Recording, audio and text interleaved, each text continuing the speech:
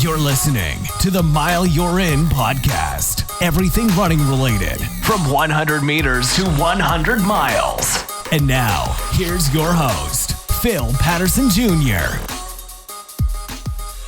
What's going on, everybody? Welcome back to another episode with another special guest. You already know we're going to get into some life and running stories and make the connection between them. Before we get started, as always, let me just give a quick shout out to my Patreon supporters, Becky from Miami and Francine from Pembroke Pines. Always appreciate the support. So let's get right into it. And we're going to keep her name short since we do a lot of long running. Welcome to the show, Jameelah.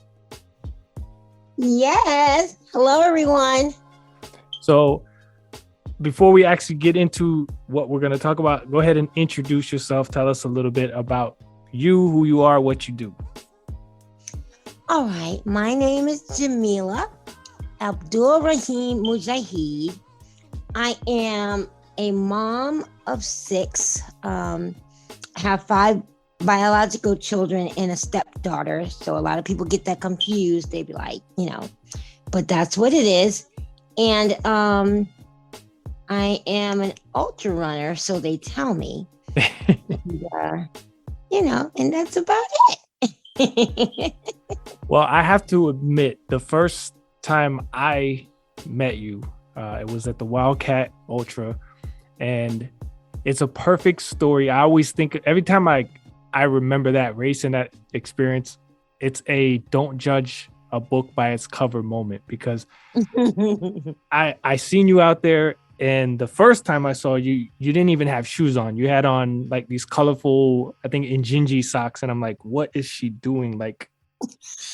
Does she know what she's doing right now? Did she lose her shoes? Did she forget them? What happened? And then a couple laps later, I see you, and you were kind of having a rough time with the weather, and it was me and hot chocolate, and we were asking you about hydration, and you didn't have anything. So next time around, I told my sister, I was like, hey, grab my spare water bottle and give it to her, and told you to use that to get through. And I was thinking, I'm like, this must be her first race. She doesn't know what she's doing. And little did I know, you're an expert. So it goes to show that you can't judge somebody by that first impression all the time, because I can't remember, but I'm pretty sure, if not that race, every other race we've done, you've pretty much just been nonstop. And I don't know, do you remember that race? Yeah, that one was funny because Ray was telling me it's gonna be hot, and I was like, it's not gonna be that hot. He's like, it's gonna be hot, Jameelah. He's like, you're gonna get in trouble if you don't drink any water. I was like, I ain't drinking no water. I'm fasting. I'm not gonna drink no water. I was like, I could do this without drinking or eating. He was like, all right. I was like, I'll be fine. I said, if I get a little dizzy, I get a little dizzy. I got time. Because it was 40 hours, you know what I mean? Right. And I was like, that gives me time to, lay down and then finish the race. It's not a big deal. And then, but at the same time, I'm kind of competitive sometimes, you know what I mean? Mm-hmm. So I saw my friend there, and I was like, oh, okay, I'll run with you. I don't know if you know Cindy and Melinda. Yes. They were there. And so, and I was running with them, and that's actually what got me in trouble. I know better than to run anybody else's pace but my own. And so I was running a little too fast, and I'm the type of person, some people go fast, slow, walk a little bit. I don't like walking. I like running my whole race. So that's why I keep the same pace pretty much the whole time. Towards the end, I may add another 30 minutes to, what I normally would get 10 miles in. But other than that, I pretty much keep the same pace the whole race, And so like I said, I was running with somebody else. And another thing I never do is I don't talk during my race. I say hi and bye. And, I might say a couple of words to you, but other than that, I keep it moving. But I was like so happy to see them. We hadn't seen each other in a while. I was like, yada, yada, yada, da, da, da, da, run, run, run, run, yada, yada, yada. Next thing I know, I was laid out. That son was like, I got you. I got you. Yeah, a lot of people don't think about the Florida humidity, especially like right around, like during hurricane season where it gets tricky because of the rain and then the sun comes back out. And like, I've been here my whole life and it's still like, it'll creep up on you if you're like not paying attention to the differences in it. And see, the tricky thing is because Florida is not that far from Atlanta. So you'll think, okay, it's the same. And it's really not, though. It's not. Right. That's something that I've even noticed just coming from like where I'm at down in the southern part of Florida and getting into like central Florida. Like even like I can notice that the humidity might still be about the same, but like then the temperature itself feels a little different. Or like if I go to the West Coast, like in the Naples area. So yeah, it's like a couple hours away can still make a big difference. So I hear you on that. Yeah.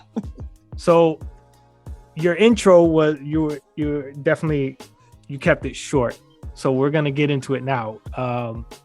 First thing that I'm very impressed with this, like, because I talk to a lot of elite runners that still have full-time jobs and they're able to do these races, but I can't recall anybody other than our mutual friend Richard, who he's not like an elite athlete. He's just like us. He's competing on his own with his own out of his pocket. But and he was doing the hundreds for 100 weeks in a row. And I feel like you're kind of like, it seems like you almost do the same thing. You're always racing. So my first question is like, what's a normal week, like a typical week for you? And everybody asks me that. I go through my weeks pretty much day to day. And I have to have a same routine so that I don't forget something. Because I'm telling you, I'm one of those people, if something's out of order, I freak out. Why do you think yesterday I was like, okay, wait a minute. I know he said, we got this. Wait a minute. Why are you not texting me back? I need to know. What am I doing?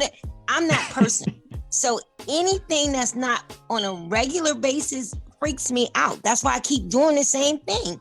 It seems a lot, but I have to do it or I will forget something. And that's what's really happening is now that my children are getting older and I don't have as many to take to school, I put in more stuff to do so that I will remember to go get the kids from school, pick this one up, go take this one to track practice, go make sure this one has baseball, this one has swimming. But if that's gone, I'm like, okay, what do? I can't just sit still for 30 minutes or, an hour. All right, well, you know what? I'll train for a race. That'll take the place of, track meet every Saturday. I'll race every Saturday. That's just kind of what it has come to, I noticed.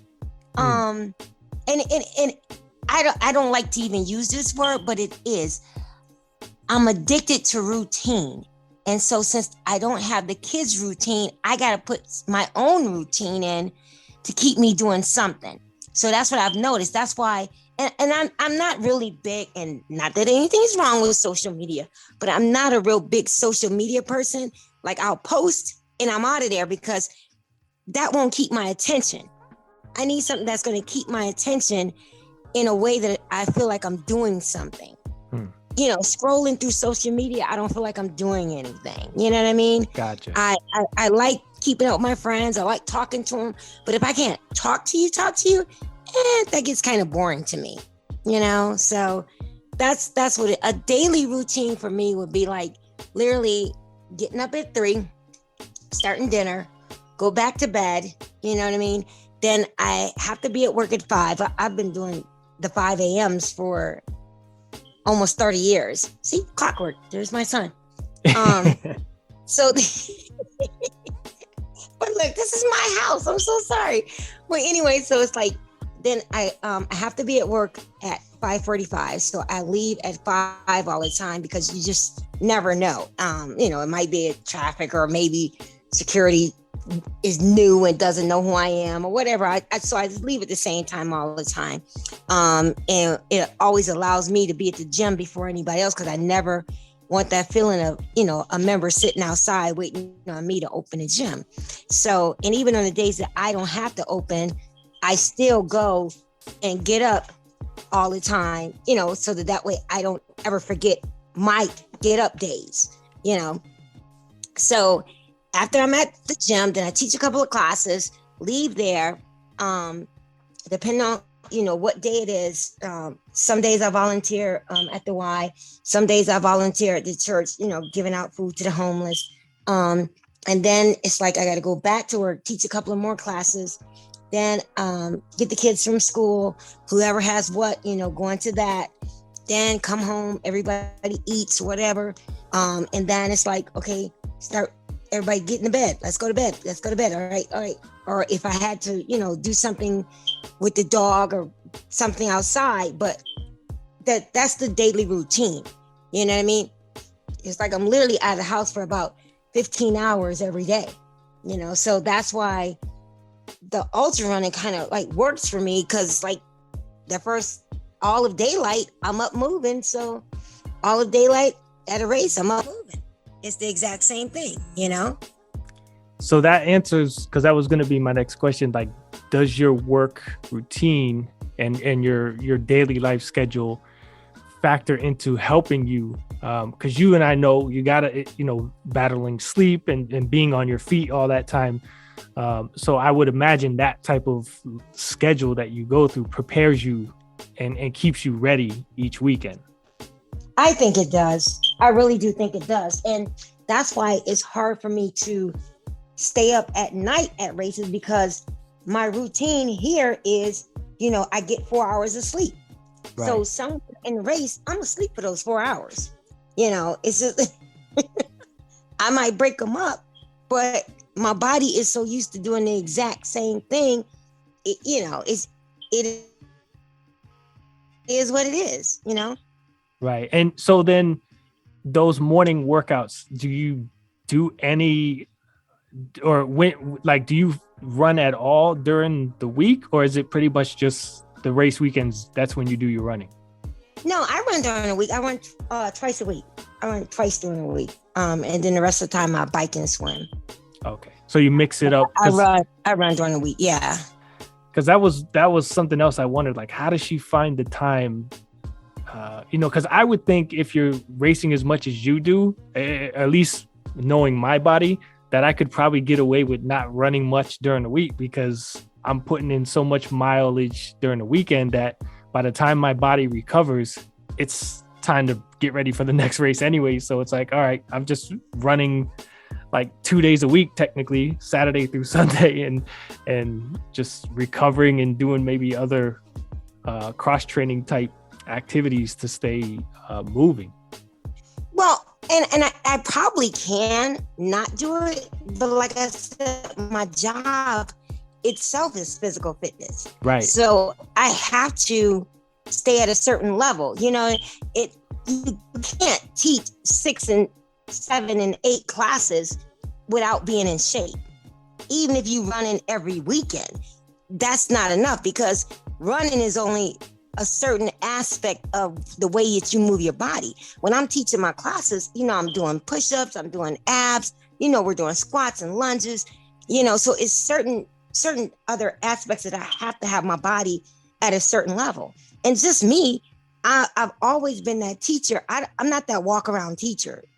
Everybody in my class will tell you, I've never taught a class where everything that they're doing that I don't do as well. I do my classes. I do every single aspect of my class. I'm not that instructor. That's always been, and not that anything's wrong with that. It's not. That's just never been my jam. I've always wanted to make sure that what I'm telling you to do during the class, I can do it too, because I feel that motivates you even more.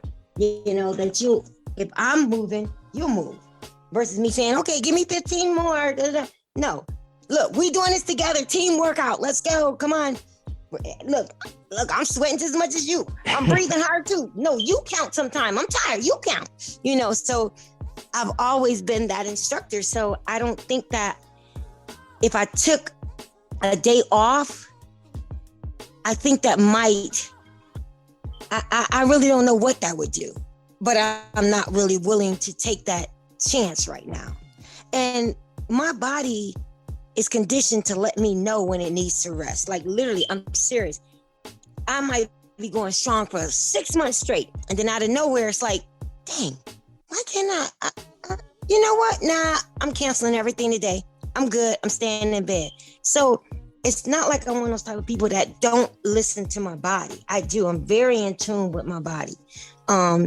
So when I need to rest, my body tells me.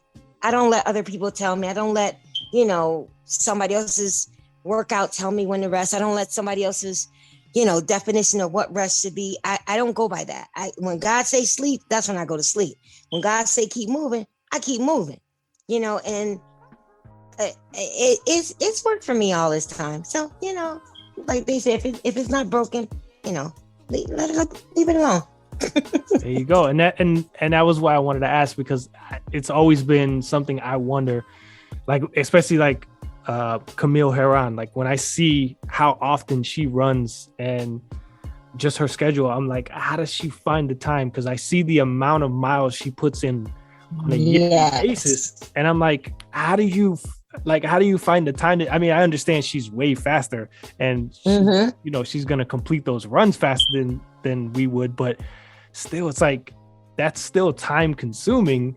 But you know what, think about it in this aspect. Somebody who's a scientist, they may spend 20 hours going over math problems and formulas and computations and doing this and da-da-da. But to them, that's what they do. So it doesn't seem like a lot to them. You see what I'm saying? Right. So I really believe, I've always believed this. Whatever gift God is giving you, that's your thing. It's not going to mimic anybody else. So like I said, 20 hours of algorithm might be too much for me, but to somebody else who that's their thing, that's perfect. That's actually, that might not be enough. You see what I'm saying? Right. So to me, working out has always been my thing. That's what makes my brain work. I have to keep moving. If I'm not moving and talking and da-da-da, my attention is like, I'm like you know how you throw a ball up against the wall and you just got to keep, that's me. I got to keep moving. I've always been like that. It's like, if I'm not moving, I'm like, okay, something's wrong. I know I need to be doing something. My kids, I be walking around in circles like, wait a minute, what am I supposed to do? Like when they don't have school or anything that changes my dang on schedule, I'm thrown off. That throws me off. I need everything to be the same all the time. I don't like a lot of changes. That messes me up.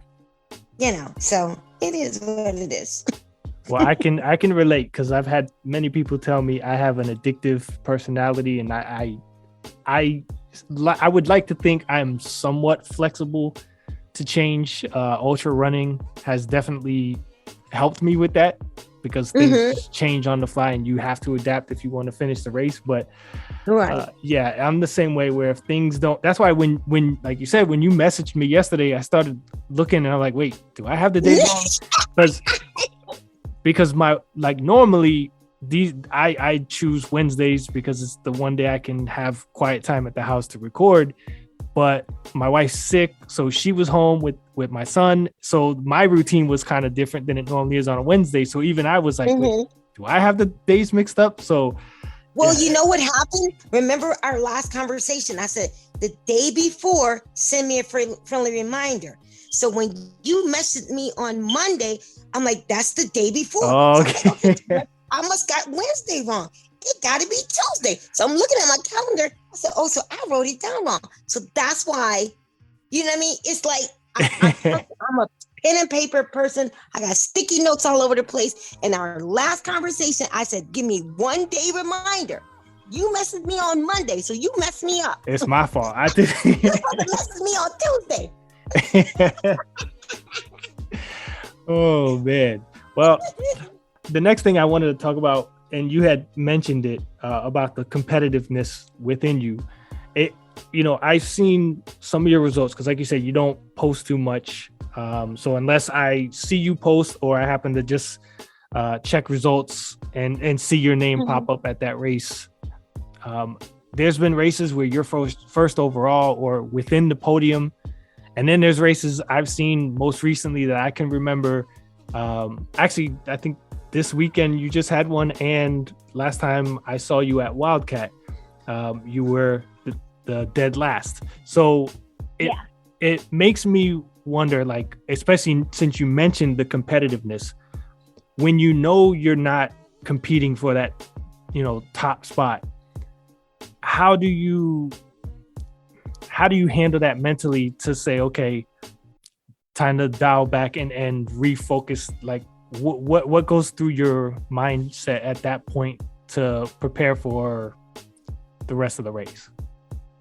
Well, for me, most of the time, and I gotta be honest, 99% of the time, if I don't finish a race, it's because I didn't finish that race. Had nothing to do with me being late. It had nothing to do with the weather. It had nothing to do. It was really a type of thing where I ain't having fun. I ain't about to do this today. That's really why I won't finish the race. There's not a time. I'm serious. If people look at my running history, I can get to a race 11 hours late, but I run that race so dang on fast that I'm about to pass out to make sure I finish. Then there'll be times that I get there on time, and it's still like, okay, why is she? What's going on with Jameelah? Why she? Because I wasn't having fun. I have always, when I teach my classes, people don't even understand. It's like showtime. I'm ready. In my head, I'm on stage having a good time. Let's do this. I'm gonna show you that. Boom, I got this. Same thing with my running. I don't know if people have ever seen me run. I can have 200 miles on my legs. I'll run like as if I got a mile on my leg. If I'm having fun. If I'm not having fun, I'm just trying to either get through the race or either I'll just say, you know what, I don't even want to be here no more. I'm good. I'd rather be home with my kids.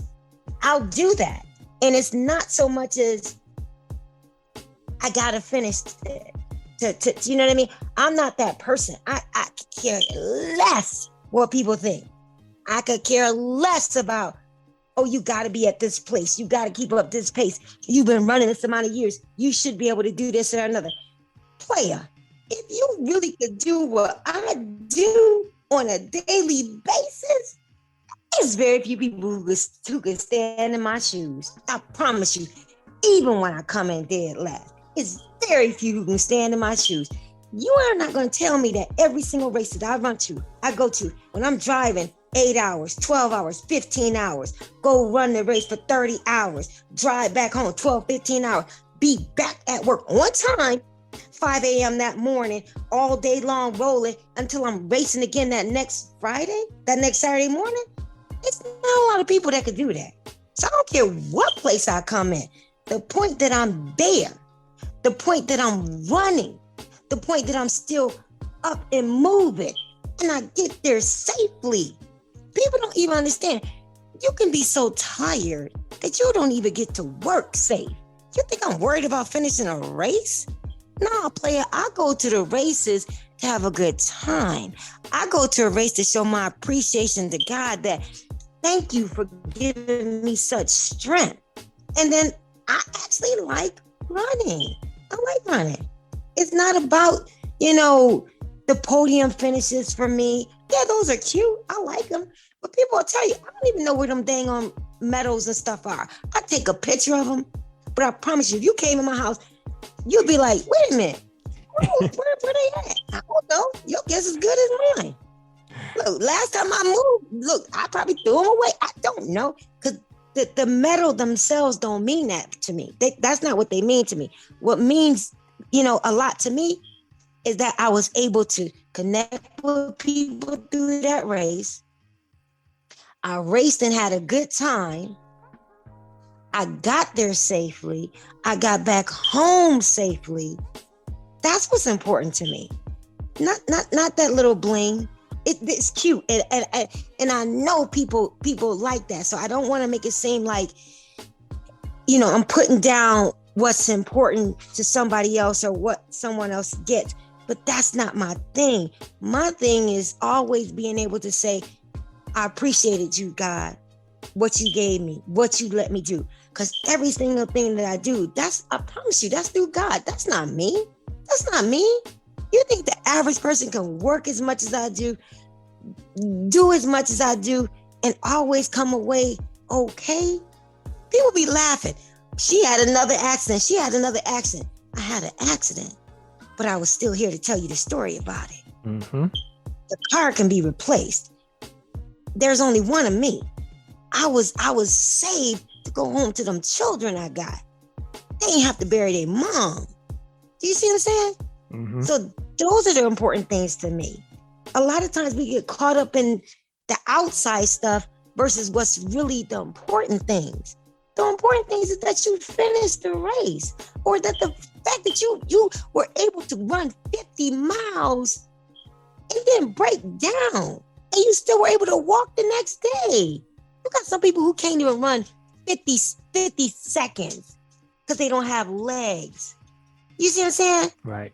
So a lot of times we look at the outside stuff and caught up versus what's really, really important.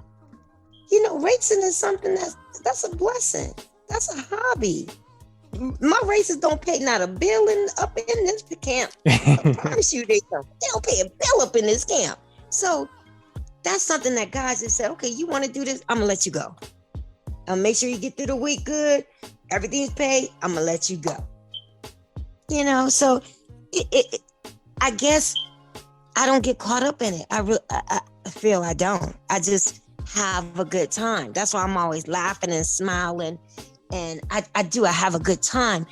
If I see that there's energy at a race that's not going to allow me to have a good time, I'll leave. Or I'll just, I might say, okay, well, I'm about to catch up on some sleep at this one because I can't run around, X, Y, Z, or Z. Because one thing I'm not going to do is ever let anybody change why I got started in that, and which was to have a good time.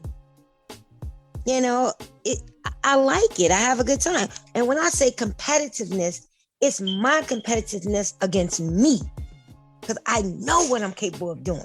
You know what I mean? I never race against anybody else. It's me and the clock. It's me and my watch. My watch be like, okay, look, are you going to be able to get these 25 miles done? You only got 5 hours left. You've been playing around, dancing, get these, So that's what I mean by my competitiveness. I'll race against myself. Okay, you know what? You 5 years older than you were last time you did this race. You still going to be able to make it? Those type of things. I'll race against myself every time. And every now and again, me racing against me, have me in front of everybody else. And then other times, me racing against me, have me behind everybody else.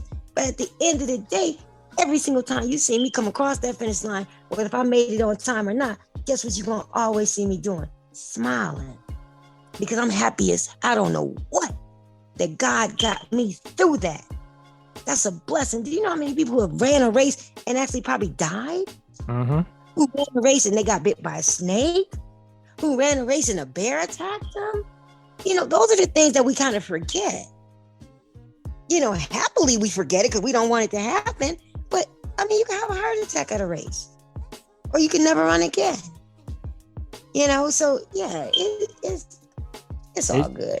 It's true. And I really liked that message, which just listening to you say all that was the reason I wanted to bring you on, because I know a lot of people that may see you on social media, they it's only what they get to see from what you post. But I've seen you at a few races now in person and interacted with you. And again, like I said in the beginning, it was that, you can't judge somebody by a picture or just what you see or hear. You have to experience it yourself. Because I remember, similar to what you mentioned, it was long haul last year, and I didn't see you. I knew you were you were signed up for it, and the race started. I didn't see you, and then on my second lap, I saw you. So that was around like mile 11, and I saw you coming, and I'm like, okay, she's a good couple hours behind us, so she's all right. But then through the race, I kept seeing you, and I'm like, all right, she hasn't passed me yet, and she's not really like staying at the same pace. Yeah. And then I had personally, anyone that remembers, like I had technically quit because same thing, like you said, like it just like I wasn't having fun. I was miserable. I took everything off. I got my tent and I went to sleep. But then when I woke up a couple hours later, I felt refreshed, and I got back out there and I seen you. And when I had asked where, how far you were, and I looked at the time, obviously I wasn't going to say it to you because I already know you by then. But in my head, I'm like, I don't know. She got the late start, and like you were walking more than I've seen you before. So I just like, well, I'm not going to say it. And I finished, and you were starting your last lap. So you had, 10 miles to go, 10, 11-ish miles to go. And like, we're all sitting there and we're waiting, watching the last few you finish. And people are just like, I don't know. I haven't seen her come down that long stretch yet. And you came around, and there was like 1 mile to go, because we had that last little out and back before you come to, and it was like 30 minutes left or something like that. And I just remember, like, at that point, you were like yelling it. You were like, y'all must not know who I am, because whoever thought I wasn't finished this race. And that's when I knew. I'm like, you know what? The stories are true. Like she is gonna do everything, because you even like throughout that race, every time I saw you, you were so focused.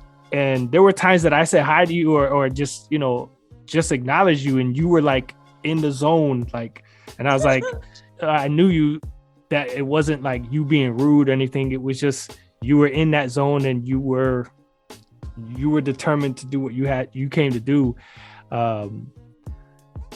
And I've seen you out there in your videos, like doing handstands and dancing, and you've come with like different hair, like wigs and costumes. So I like it. Like, it's what we all need to be reminded of. Like, if we're going to spend the money to sign up for this, to travel to it, for us that have a good time. Have exactly. A good time. Like I say, I look at it like adults playtime. You know what I mean?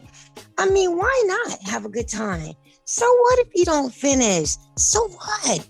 You don't worked all week. You've given to your family.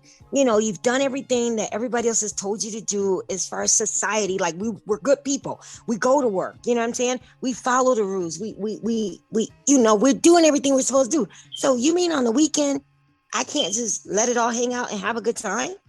So are you serious about that? No, I'm gonna have me a good time. And actually that race, what hurt me, and the reason I was acting like that, somebody who I really considered a friend. Now, this is somebody who I've known like 10 years. And during that race, I was actually gunning for a Guinness World Record. I was trying to run every single weekend and, do ultras, And somebody who I knew that this person would have been, that's great. I'm all for it. What can I do to help you? Instead of that, they were like, what makes you think you can do that? And I said, excuse me, why would you not think that I can do it? And even if you thought I couldn't do it, why would you give me that energy? I never would do that to you. I never would I wouldn't think anything negative on you. And that hurt me so bad. And then later on in the race, I'm running, and I hear her saying, well, I don't even know where she's getting all this money from. She can't afford this. Hold up, player. You don't know me like that. You don't know what money I have or who I'm getting it from or what I do. And so that just really, that kind of like, and I hate to use this word, but it took my high away. Like, wow, you know what I'm saying? Like, right. For real, I thought you, was oh, okay, all right, it's all good. And so I did. I just kind of zoned out because I was like, first of all, and I shouldn't have, because I had to, after the race was over and I was driving home, I was talking to my daughter about it. My daughter was like, Ma, that's something you always tell us not to do. Never let somebody take you out of who you are. And you did. You let her ruin your race. You let that lady ruin your race because you didn't have a good time. You finished because you want to prove her wrong, but you didn't finish because you wanted to. And that was, so you didn't have a good time. And that was true. And I was like, so now, and I'm still learning as a person. What I do is, I'm serious. I go and have a good time. Anytime somebody come to me and say something like, well, why do you got shoes off, Jameelah? Where are your shoes? I just laugh. People will notice I don't answer them the way I used to. I don't give people explanations of why I do what I do and how I'm doing it. I'm there to have a good time. I paid my money just like you. So if I get there with only an hour left on the clock, that's my business. That's me. Why you worried about Jameelah like that? You should be more concerned about your race and having you a good time than worried about why I ain't got no shoes on. Maybe because my shoes are my feet. How you know? You know what I'm saying? Maybe my feet was hot. I don't know. Whatever it is, it should not bother you. Like I said, ultras, they're starting to change a little, but I'm not gonna let them change me because I enjoy them. My friends, we've been doing this for a minute. I get to see some of my old time mentors who were doing it when I was not even knowing about it. So I get to walk with them and share their stories and hear that. So I even made myself a pledge. I said, I'm not going to tell everybody what I'm doing. They just going to see it. I'm not, like sometimes the people be like, well, how many hundreds are you running? I don't know. You keep count because I'm not. I'm just going to run and have some time. So I do, because people really do. They'll ask me, well, what number is this? You figure it out. I don't know because I don't care like that. I don't. I'm just happy that I'm still able to do this. I mean, Phil, think about it. We just came out of a freaking pandemic. People dying left and right, losing their family members. And you worried about if I got on shoes? You worried about if I got to the race on time? For real? That's what your concern is? That's what you woke up with today? No, then I think you need to pray a little bit more. If that's how you woke up, you need to pray because that's not what's important. It's not. You need to be able to say, okay, look, I got somebody here. Let me help them out. People know I will give you my last dollar. That's just how I am because I want to be right with God when I go. I do. I want to be right with God. I don't care about all this other stuff. All this other stuff don't matter. This stuff is here and gone. You know what I'm saying? I want to be able to leave to my kids the type of knowledge that you do well for others and then you'll be fine. Don't be mean to nobody. If somebody's mean to you, you still bless them and you keep it moving. That I'm serious. I'm not going to let nobody change me from that. That's just who I am. Take it or leave it. You know what I mean? It's weird. I get it, but whatever. It's all good. It's all good, Well, and that's what, even today, when I have a few minutes at a time and I'm scrolling through TikTok, everyone, when they first hear TikTok, they think of the dances and the pranks and things. But, Mm-hmm. if you like certain videos, the algorithm is going to continue to show you those videos.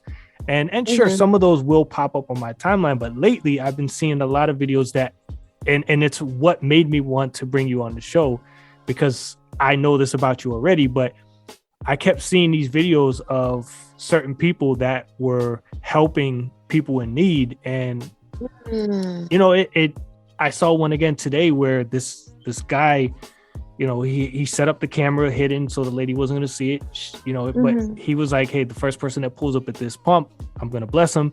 He blessed her, left the camera, zoomed in on that pump, and she had a genuine reaction, but then took that blessing that he gave her and actually went to another pump and gave it to somebody else. So he quickly, he was in his vehicle, turned the camera to focus now on her and see her reaction. And it was just like, like stuff like that makes me think of you, because I know a good amount of people from my church family and that side of my friends, but even within them, and even when I was that into my faith and you know, going on mission trips and doing things, like there's a certain genuine side to it Yes. that, you know, I'm guilty of not always having, where sometimes it is to be seen and recognized. What would you say is your passion for helping those in need? Because we see it, and those of us who have gotten to know you know it's a genuine thing, but also something you do to encourage others to help, not for you to get this recognition and praise. Well, because that's all I know. That's how I was raised. I was raised around a whole bunch of different cultures, to the point that I didn't know anyone else wasn't being raised like this. Do you see what I'm saying? Mm-hmm. I thought everyone else's household was like mine.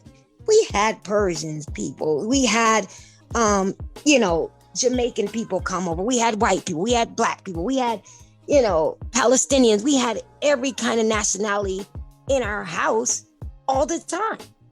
So that was normal for me.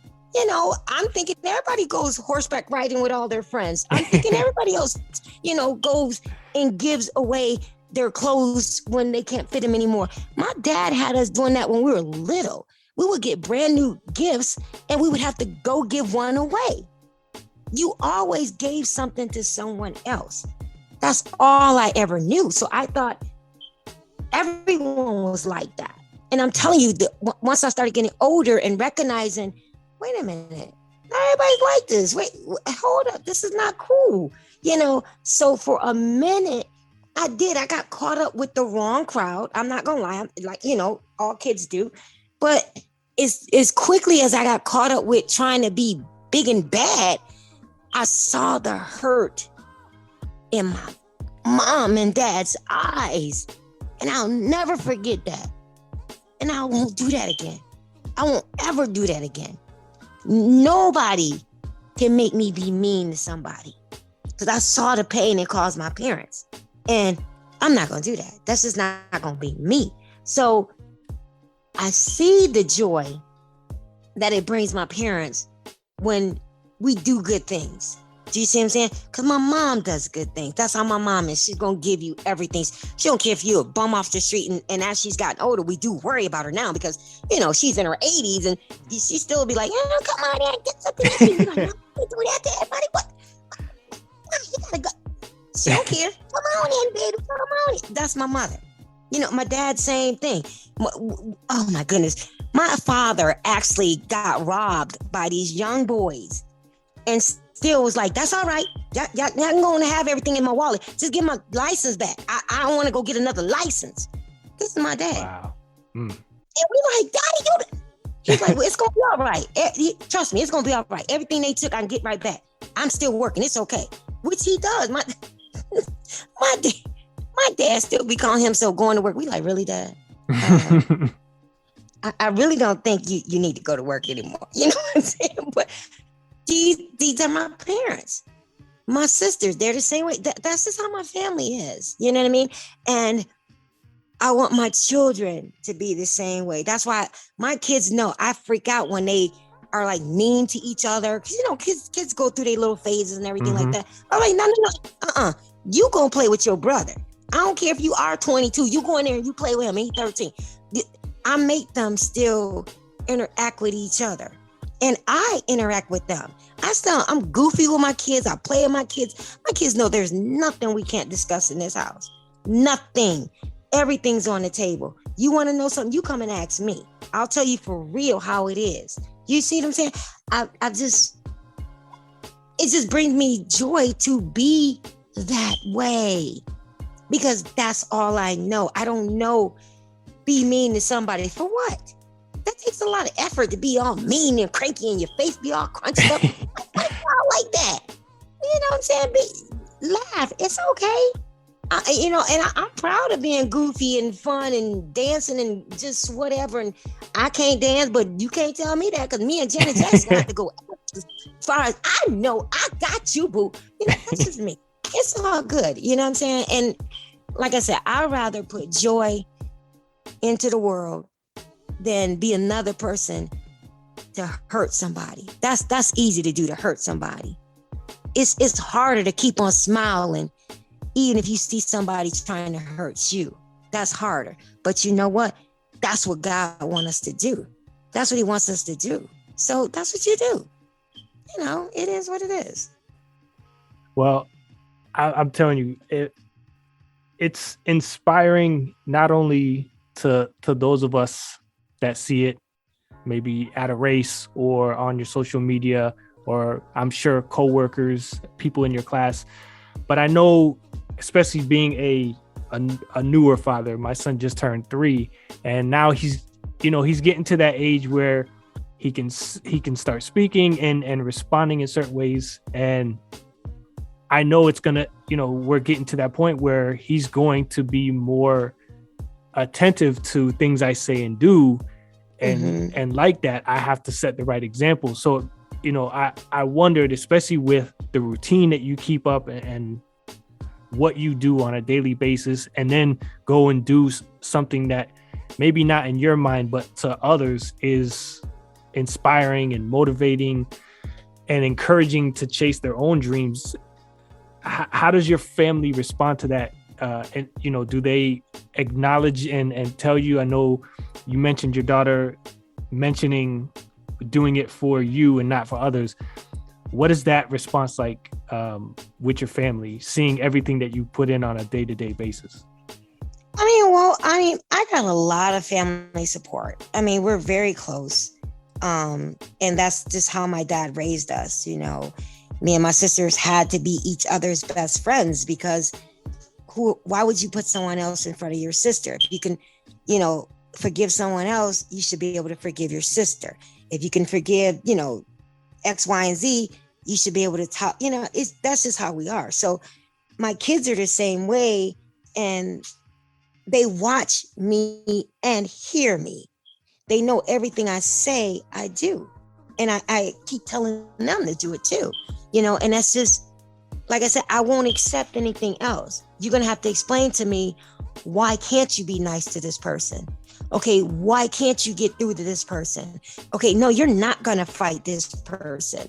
All right, well then fine. If we can't find a workable solution, then it is what it is. We're going to have to change your school and go all the way over to this school, because you're not going to be in an environment where you're fighting. You're not going to be in an environment where you have to steal. You're not going to be in an environment where you can't just be a good kid and that be okay and that be enough, because that's enough in this household.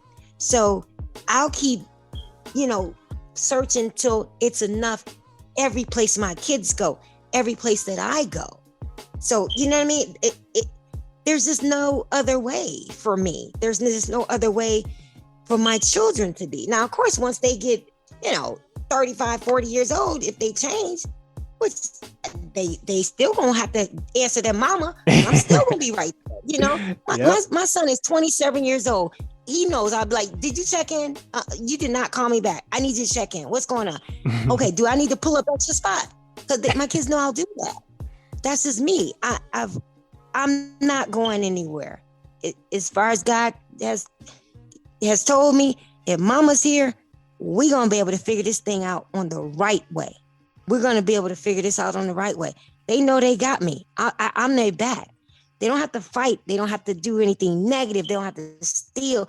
They don't have to do any of that. My kids know that whatever we have, we appreciate that. If we got one TV, we're going to share that TV. And look, everybody going to get their time, or you watch this channel, you watch that channel. It is, you know what I'm saying? That's just who we are. That's who I want my children to be. And I'm not gonna accept anything else. And I keep myself around like-minded people. And if I can't find that, then I'm okay with, being by myself. It's all good. Because I got the best friend out there. I'm serious, God. And I don't want it to seem like I'm this overly preachy person. I'm not, but people don't really see the power of God around them. I think a lot of times we get so rushed and so caught up that we don't see it could easily, in a snap of a finger, go another way. Mm-hmm. It could easily go another way, So yeah. My kids are they're I'm so blessed. I'm so blessed. I feel, I can't tell you, I'm so blessed. Everything you think of that you want good, speak it, say it, let your son know, hug your son, kiss your son. You see what I'm saying? Never be afraid to show love. Love is so powerful. It's real powerful.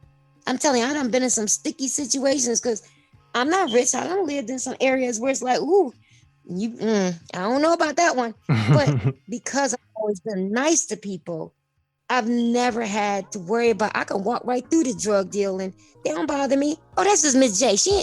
Leave her alone. No, look, I got her. Player, don't mess with her. Because I'm nice to them. I treat them the same way I would as, a Fortune 500 business person or whatever. I don't treat anybody different. I give everybody respect because I feel you deserve it. If nobody else gave it to you today, I'm going to give it to you today.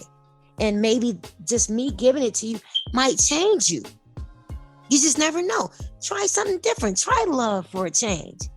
Most people are bad because nobody ever even gave them a chance at being nice to them. They automatically assume, okay, I gotta be hard to this person. I gotta be mean to this person. I gotta slap him. I gotta whoop him. I gotta put him on. No, you don't. Talk to him. Just talk to him. It'll be all right. Talk to him. So, yeah. Well, I appreciate you taking the time. Before we go, though, and I know you're not huge on social media, but if you are willing to share, if anybody did want to follow you, because I'm sure people that listen to this, I know you, and hearing this was it's like when you go to that church service that you were meant to hear, and you've heard the story or you've read the story in the Bible, but the way it's preached on that specific day by that person, it just speaks to you differently. So that's kind of how I feel listening to you talk, because I'm like, man, I never thought of my races that way or situations. So if somebody did want to follow you on any social media, where could they find you? I'm on Facebook, and I always say this to people, please don't get offended if it takes me a few days, even a week, to respond back to you, because my schedule is a teeny bit busy. So I don't want people to think that, okay, I'm always liking her stuff, but she never could. It's not that. I really don't have, 4 and 5 hours to get to, 2,000 people. You just don't have that type of time. So I always tell people, trust me, I appreciate it. And I do see you. I see you. I can't personally get to you, but certain names I see. And so when I meet you in person, I always tell people, please come up and introduce yourself to me. I can recognize a face, you know what I'm saying? Versus remembering the 12,000 Jennies. I'm not going to do it, So, but please come up and say hi, introduce yourself at a race. But on Facebook, it's under my name, which is Jameelah Abdul-Rahim Mujaahid. On the Instagram, I'm under Hot Lots of Kids. It's all one word. I know everybody keeps saying you need to have a running name. I got a lot of kids, so it's Hot Lots of Kids. And I'll put that in the notes so they can click on it. I just wanted to make sure you were okay with sharing it first. Yeah, absolutely. And then Twitter is my name as well. I think it's Twitter might be just Jameelah Mujaahid. I don't know. So because I rarely get a chance to go tweet something. I know you're supposed to do all this stuff. Yes, sponsors. I know. I'm getting out there. I'm getting better. I'm tweeting everything. And I guess my final question, I know you like to keep things a mystery, so I won't ask other than what I consider my look forward to race every year. Can we possibly expect to see you at Wildcat again this year? I don't know, because I'm on a waiting list for a race that I really want to do. And so if the RD actually has this race this year, because they don't know, we just been talking, and that's why I'm not even going to say anything about the race, because he doesn't know if he's going to be able to pull it off if he gets the permits and stuff. But if he does, then I'm going to go there and support him. It's a friend of mine. But if not, if he doesn't have it, of course, I'll be back at Wildcat. Yeah. Okay. Because you definitely that's starting to be my jam. Yeah. Yep. Well, again, I appreciate you taking the time. If you guys are listening and haven't subscribed, please do, because this is the type of content I'm trying to bring to you guys each and every episode. Just that positive, life encouraging and motivating material. So until the next episode, like she said, spend time with your family and show some love. Yes. Thank you, Phil. Thank you so much. Thanks for listening to the Mile You're In podcast. If you enjoyed it, make sure to like, share, and subscribe. Check out previous episodes and more at heelstriker954.com.